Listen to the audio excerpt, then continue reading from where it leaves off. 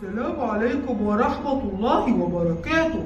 أهلا بكم أصدقائنا الصغار في حلقة جديدة من حلقات مدرستي في رمضان. عنوان حلقتنا لليوم: الله يرانا.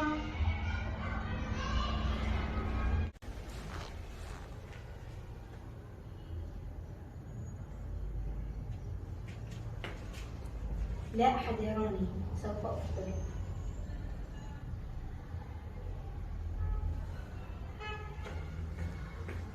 ما الذي تفعله يا معاذ؟ أنسيت أننا في شهر رمضان؟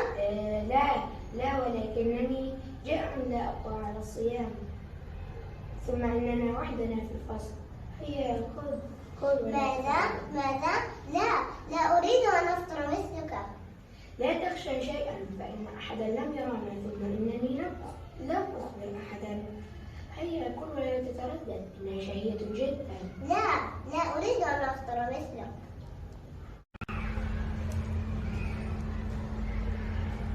لا يوجد أحد.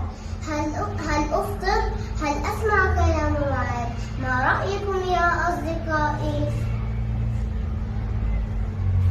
حتى كوكي ليس هنا. سأفطر.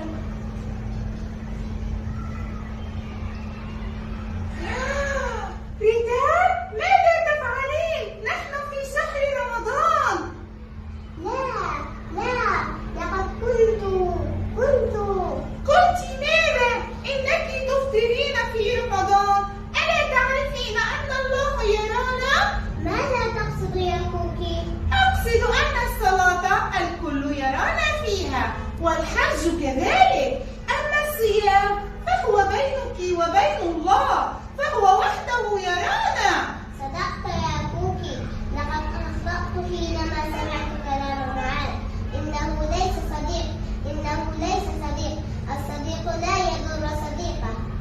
نعم، أحسنت يا رجال. والآن يا أصدقائي يجب أن نختار الصديق الجيد. عمو صالح. السلام عليكم. وعليكم السلام. كيف حالك يا كوكي؟ الحمد لله. لقد سمعت كل شيء.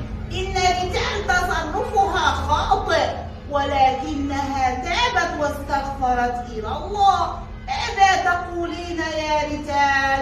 اللهم اغفر لي، فإني تبت إليك مما فعلت، ولم أعد إلى ذلك أبدا. أحسنت، بارك الله فيك. شكرا يا عمو صالح. والآن ستخبرنا بسؤال الحلقة. نعم، سؤالنا لليوم: من مراتب الدين الإحسان. ما هو الإحسان؟ شكرا